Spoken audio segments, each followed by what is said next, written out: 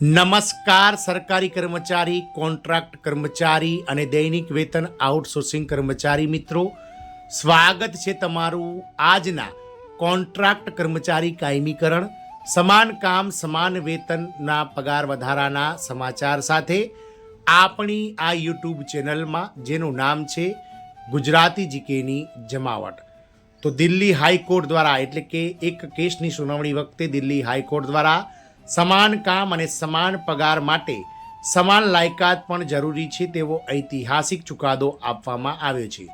જાણીશું આજના વિડીયોમાં વિગતવાર કે કયા કેસની સુનાવણી દરમિયાન દિલ્હી હાઈકોર્ટ ડિવિઝન બેન્ચ દ્વારા સમાન કામ અને સમાન પગાર બાબતે મહત્વનો અને ઐતિહાસિક ચુકાદો અપાયો છે. તેના વિશે આજના વિડીયોમાં આપણે વિગતવાર ચર્ચા કરીશું. તો વિડીયોના અંત સુધી આપ બન્યા રહો. જો ચેનલમાં આપ નવા સબસ્ક્રાઈબર હોય તો અમારી ચેનલને સબસ્ક્રાઈબ કરવાનું ભૂલશો નહીં. તો દિલ્હી હાઈકોર્ટનો મોટો નિર્ણય, જેમાં દિલ્હી હાઈકોર્ટે સમાન કામ સમાન પગાર માટે સમાન લાયકાત પણ જરૂરી છે તેવો ચુકાદો આપ્યો છે. તો દિલ્હી હાઈકોર્ટે સ્પષ્ટતા કરી છે કે સમાન કામ માટે સમાન પગારનો સિદ્ધાંત ફક્ત પદ અથવા કાર્યની સમાનતા પર આધારિત ન હોઈ શકે. હાઈકોર્ટે જણાવ્યું હતું કે જો બે કેડર વચ્ચે શૈક્ષણિક લાયકાતમાં તફાવત હોય તો તેમના પગારમાં તફાવતને વાજબી ઠેરવી શકાય છે. વાત કરીએ કેસની પૃષ્ઠભૂમિની, તો આ case Delhi medical technical employees association દ્વારા દાખલ કરવામાં આવ્યો હતો. મ્યુનિસિપલ કોર્પોરેશન, એટલે કે મ્યુનિસિપલ કોર્પોરેશન દિલ્હી એમસીડી હોસ્પિટલોમાં કામ કરતા એસોસિએશનના લેબ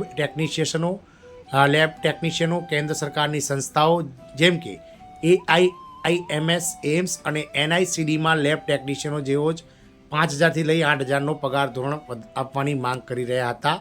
તેમણે દલીલ કરી હતી કે તેમના નોકરીના ટાઇટલ અને ફરજો સમાન હોવાથી તેમને પાંચમા પગાર પંચ, એટલે કે જે પાંચમું પગાર પંચ હતું તેની ભલામણો અનુસાર પગાર વધારો મળવો જોઈએ.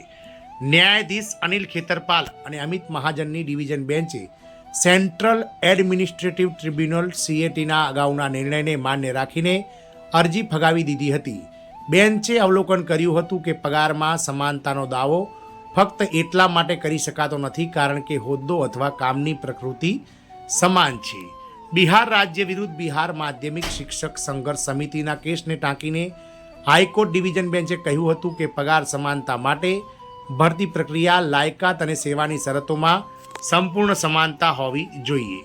સુનાવણી દરમિયાન એ નોંધવામાં આવ્યું હતું કે MCDમાં લેબ ટેકનિશિયન માટે લઘુત્તમ લાયકાત ફક્ત ધોરણ 10 પાસ, એટલે કે મેટ્રિક છે, જ્યારે કેન્દ્ર સરકાર હેઠળના સમાન પદ માટે BSc ડિગ્રી જરૂરી છે. કોર્ટે એમ પણ જણાવ્યું હતું કે શૈક્ષણિક લાયકાત વર્ગીકરણ માટે માન્ય અને વાજબી આધાર છે. કોર્ટે એ પણ સ્પષ્ટ કર્યું હતું કે પગાર પંચની ભલામણોનો અમલ કરવો એ નીતિગત બાબત છે. MCD કેન્દ્ર સરકારના પગાર ધોરણોને અપનાવવા માટે બંધાયેલ નથી જ્યાં સુધી તે તેના સેવા નિયમોમાં જરૂરી ફેરફારો ન કરે. અરજદારો એવી પણ દલીલ કરી હતી કે ફીડર પોસ્ટ, સહાયક પોસ્ટનો પગાર ધોરણ પ્રમોશનલ પોસ્ટ કરતાં વધારે છે, જે મનસ્વી છે. હાઈકોર્ટે જણાવ્યું હતું કે આવી વિસંગતા સમિતિ અથવા પગાર પંચના અધિકાર ક્ષેત્રમાં આવે છે અને કોર્ટ સીધા ચોક્કસ ઉચ્ચ પગાર ધોરણનો આદેશ આપી શકતી નથી.